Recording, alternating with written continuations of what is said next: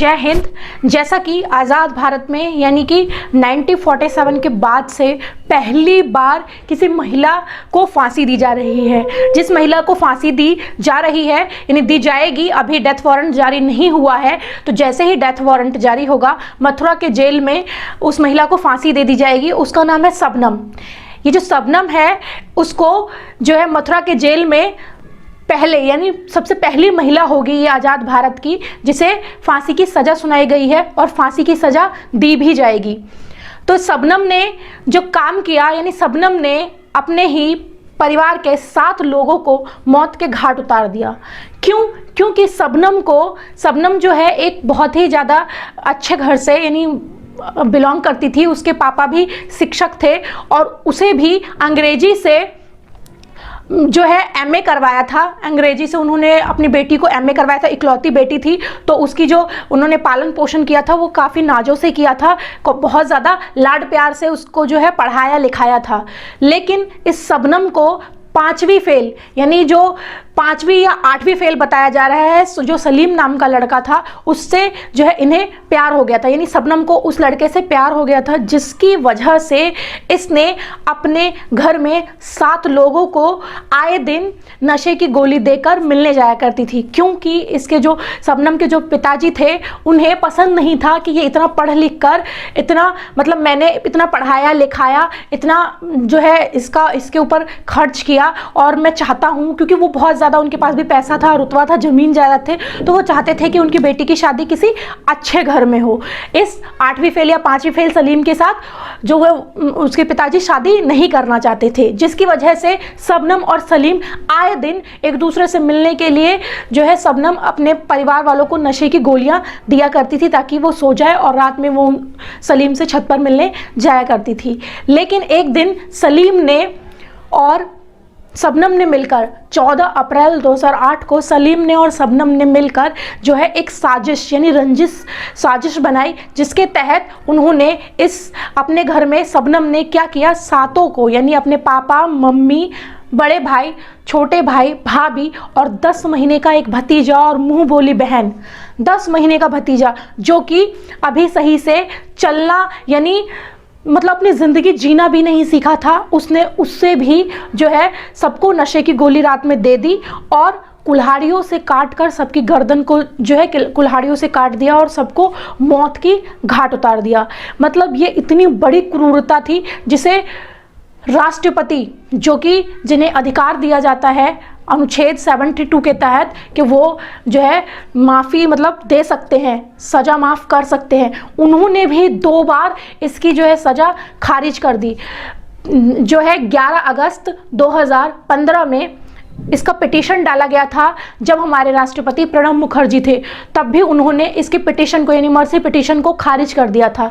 दूसरी बार अब जो है जब हमारे राष्ट्रपति कोविंद नाथ जी हैं तब भी इसकी जो पिटीशन है मर्सी पिटीशन को जो है खारिज कर दिया गया, क्योंकि इसने इतनी ज़्यादा क्रूरता की है जिसे माफ़ करना भी नहीं चाहिए। अपने ही परिवार के 7 लोगों को मौत के घाट उतार देना, वो भी प्यार के चक्कर में।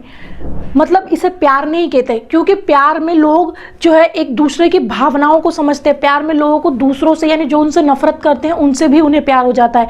लेकिन इसने अपने ही परिवार को जिन्होंने इसे इतने नाजों से पाला, इसकी हर इच्छा को पूरा किया, पढ़ाया लिखाया, इतनी ऊंचाई तक पहुंचाया, उसके बाद अपने परिवार को मारना ये एक हैवानियत है। इस हैवानियत को माफ़ तो बिल्कुल नहीं करना चाहिए और वही हमारे जो राष्ट्रपति हैं वर्तमान में उन्होंने भी यही किया।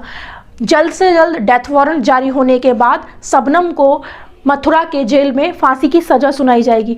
शबनम के साथ साथ उसके जिससे उसका मतलब अफेयर था यानी जिससे वो प्यार करती थी सलीम, उसको भी फांसी की सज़ा सुनाई गई है और उसे भी फांसी की सज़ा होगी जैसे ही इन दोनों का डेथ वारंट जारी हो जाएगा। शबनम का एक 12 साल का बेटा भी है जिसका नाम ताज है।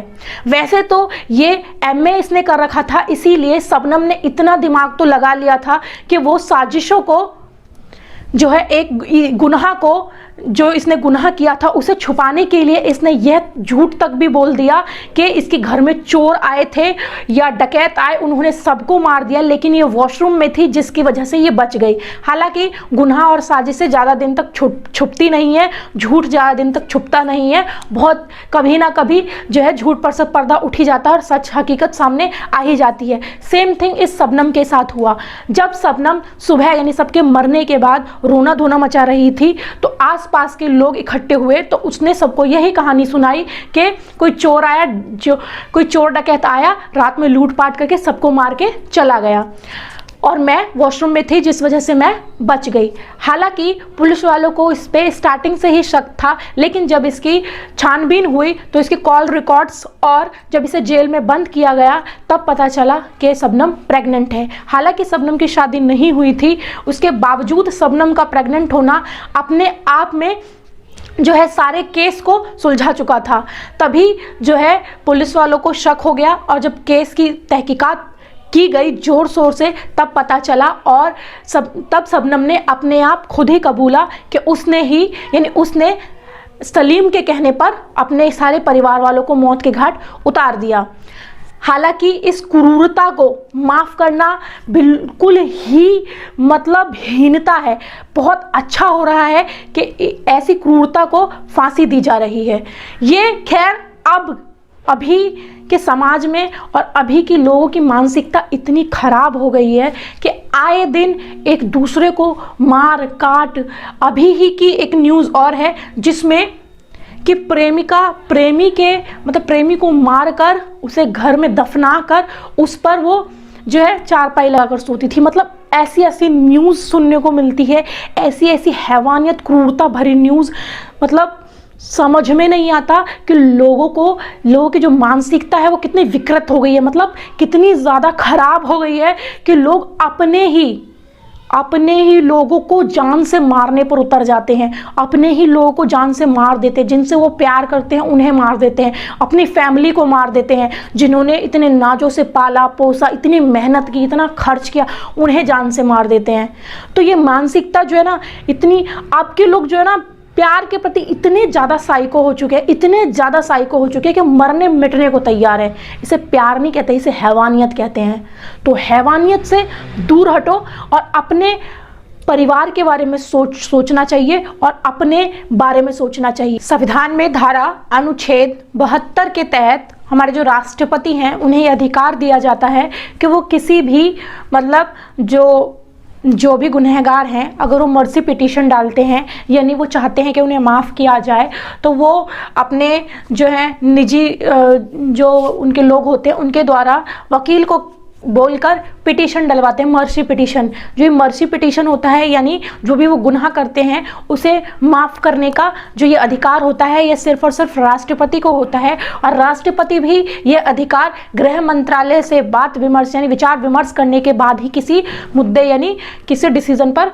पहुंचते हैं। तो उन्हें ये अधिकार होता है कि जो भी मर्सी पिटीशन डाल रहे हैं उनके जो भी उन्होंने दुष्कर्म किया है या जो भी उन्होंने हत्या की हो किसी की या कुछ भी किया हो उस पर मद्देनज़र रखते हुए और सुप्रीम कोर्ट और जो भी हमारे उच्च न्यायालय हैं या सर्वोच्च न्यायालय हैं उनके द्वारा दिए गए दंड और उनके जो भी डिसीज़न है उसको मद्देनज़र रखते हुए वो अपना मर्सी पिटीशन यानी उन्हें माफ़ कर सकते हैं या नहीं कर सकते, ये हमारे राष्ट्रपति का डिसीज़न होता है। वही बताते हैं कि उन्हें माफ़ करना है या नहीं करना। अगर राष्ट्रपति किसी भी पिटीशन मर्सी पिटीशन को खारिज कर देते हैं और वो माफ़ नहीं करते हैं तो डायरेक्ट जो भी उन्हें सज़ा मिलती है वो उन्हें पूरी करनी होती है, उसके बाद उन्हें कोई भी माफ़ नहीं कर सकता है। सिर्फ और सिर्फ ये अधिकार हमारे राष्ट्रपति को दी जाती है, जैसा कि अभी वर्तमान में शबनम वाले केस में दिया गया है। शबनम एकमात्र ऐसी महिला है जो भारत यानी आज़ाद भारत जब आज़ाद नहीं हुआ था उससे पहले तो